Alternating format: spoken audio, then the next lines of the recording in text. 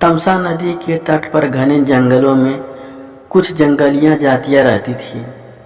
वे लोगों को लूट मार कर अपना भरण पोषण करती थी। डाका तथा लूटपाट ही उनका मुख्य कर्म था। उनका सरदार क्रूरसेन सदा निर्दयी था।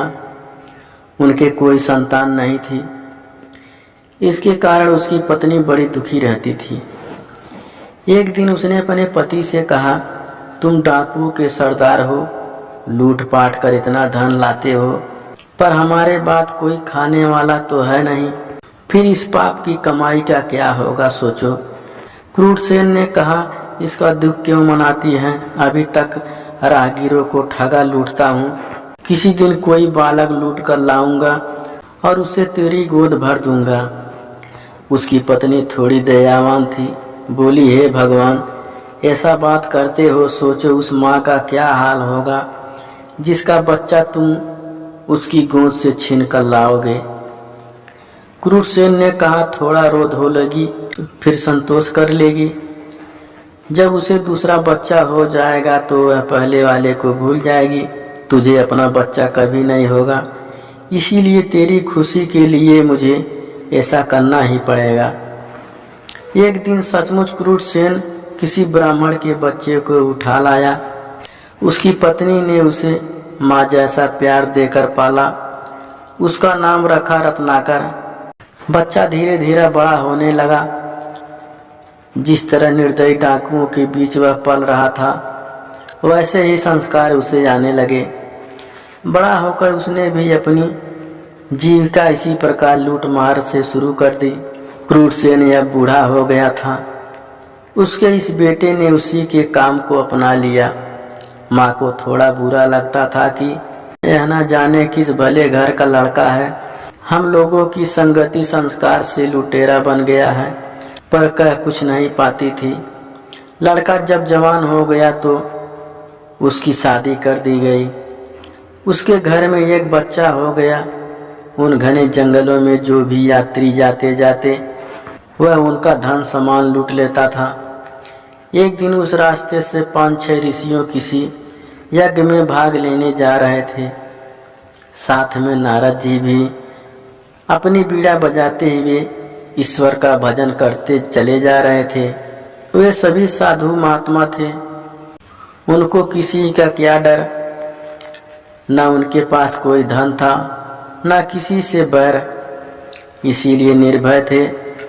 रत्नाकर ने एक साथ इतने साधुओं को आते देखा तो सोचने लगा, आज तो खूब धन मिल जाएगा। ये साधु अजमानों से खूब धन पाए होंगे। अपने हथियारों से लैस होकर अचानक साधुओं के सामने आया और डांटकर बोला, हे साधुओं, तुम्हारे पास जो भी यन्न धन वस्त्र सब रख दो और चुपचाप चले जाओ। अगर तनिक भी प्रतिरोधक किया तो जान से हाथ धोना पड़ेगा, सबको मार डालूंगा। अचानक सामने आए डाकू की ऐसी बात सुनकर साधुओं की तो डर के मारे पिघी बध गई। संकट से छुटकारा मिलेगा नहीं, यह सोचकर नारद जी ने सहसा से कहा, हमारे पास धन कहाँ, हम लोग एक यज्ञ में जा रहे हैं। यज्ञ की समाप्ति पर ही कुछ दक्षिणा मिलेगी, अभी तो हमारे पास कुछ भी नहीं है। रत्नाकर कड़क कर बोला, मैं कुछ नहीं जानता, मुझे धन चाहिए, ऐसे न जाने दूंगा। हो सकता है तुमने इस तंबूरे में छिपा रखा हो, चुपचाप सीधे तरीके से दो, अन्यथा मैं तुम्हारा तंबूरा तोड़ता हूँ। यह कहकर उसने नारद जी की बीड़ा छीन ली। नारद ने सोचा, बड़े संकट में आ गए हैं, अब क्या करें। एक तो यह कर्म से डाकू और बुद्धि से मूर्ख है, इसे तो दूसरी तरह से समझाना होगा। यह सोचकर नारद ने कहा, बीड़ा मत तोड़ो, हमारे पास जो भी होगा वह तुम्हें दे देंगे। तुम जो यह लूटपाट करते हो यह बुरा काम है, इसका पाप भी लगता है। अपने परिवार के जिस लोगों के लिए तुम यह काम करते हो उनसे जाकर पूछो कि लूट का माल खाने पीने मौज करने से तुम सब मेरे भागीदार हो, पर इस बुरे काम का जो पाप फल है, क्या तुम सब मेरे भागीदार हो? बुरे काम का जो पाप फल है, क्या तुम सब उसमें भी मेरे भागीदार रहोगे? मेरे मरने के बाद जब मेरे कर्मों का हिसाब किताब अमराज के यहाँ होगा, तुम सब उस कर्म फल में भी हिस्सा लोगे। रत्नाकर ने कहा, अरे ऐसी बात तो किसी ने नहीं कही। विद्वान साधु हो इसीलिए ऐसी बात कर रहे हो, पर चतुर भी हो। मैं यह सब पूछने जाऊं और तुम सब यहाँ से मौका पाकर भाग जाओ। नारद जी ने हंसकर कहा, ऐसी बात नहीं है।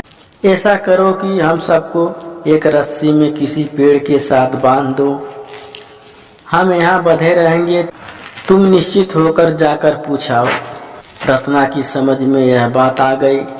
उसने सब साधुओं को एक पेड़ के साथ रस्सी में बांध दिया और घर जाकर सब सदस्यों को बुलाकर कहा, मैं आज एक बात आपसे पूछना चाहता हूँ। लोगों को लूट पाट कर मैं आप सबका भरण पोषण कर रहा हूँ। एक तरह से देखा जाए तो निरीह लोगों को लूटना मारना बुरा काम है। बुरे कर्मों का फल भी बुरा होता है। लूटपाट से आए धन में जैसे आप सब भागीदार हो गया, ऐसे ही भागीदार मेरे पाप का फल भोगने में भी होंगे। आज बेटे के मुंह से दान पुण्य और उसके फल की बात सुनकर माँ चौंकी। सोचा जरूर कोई बात है। तत्काल जवाब दिया, पुत्र, हर एक व्यक्ति को अपने कर्मों का फल अकेले ही भोगना पड़ता है। कर्म फल में कोई किसी का भागीदार नहीं होता। तुम्हारा काम परिवार का पालन पोषण करना है। वह तुम किस तरह करते हो यह तुम्हें सोचना चाहिए। हमारा भरण पोषण करना तुम्हारा कर्म है। हम खा पी रहे हैं बुरे काम से, यह सब लाते हो तो इस पाप कर्म का फल भी तुम्हें ही अकेले भोगना पड़ेगा। माँ के साथ पत्नी और बेटे ने भी ऐसा जवाब दिया। यह सुनकर रत्नाकर की आंखें खुल गई। वह भागकर साधुओं के पास आया और माँ, पत्नी तथा बेटे का उत्तर बताया। नारद जी ने कहा, देखा, पाप कर्म के फल कोई साथी नहीं होता, इसीलिए अपना जीवन नष्ट मत करो। यह सब छोड़कर अच्छे कर्म करो। रत्नाकर को बड़ी लगनी हुई। उसने साधुओं को छोड़ दिया और नारद के चरण पकड़कर कहा, देवर्षि, आपने मेरी आंखें खोल दी। मैं अब जीवन की राह बदल दूंगा। मुझे अब परिवार से कुछ लेना देना नहीं। आप मुझे अपने साथ ले चलो और रास्ता दिखाओ। आपकी संगति में मैं इस पाप कर्म से छुटकारा पा जाऊं। रत्नाकर नारद के पास रहा। नारद ने उसे शिक्षा तथा ज्ञान दिया और तपस्या की विधि बताई। रत्नाकर सब भूलकर ऐसा तप करने बैठ गया कि अपना तन मन सब भूल गया। जहाँ वह समाधि लगाकर बैठा था उसके चारों ओर मिट्टी का वाल्मीकि बन गया। इसी के बीच वहाँ तपस्या में समाधि लगाए रहा। एक दिन नारद के साथ सरस्वती देवी आई। वर्षा में मिट्टी का वाल्मीकि घुल गया। रत्नाकर की समाधि भंग कर नारद ने कहा, रत्नाकर उठो, तुम्हारी साधना तपस्या सफल हुई। बीड़ा वादनी सरस्वती तुम्हें महाकाव्य लिखने की प्रतीक्षा प्रदान करने आई है। अब तुम्हारा नाम वाल्मीकि से प्रकट होने के कारण वाल्मीकि होगा। समझो तुम्हारा पुनर्जन्म हुआ। वाल्मीकि ने नारद और सरस्वती को प्रणाम किया।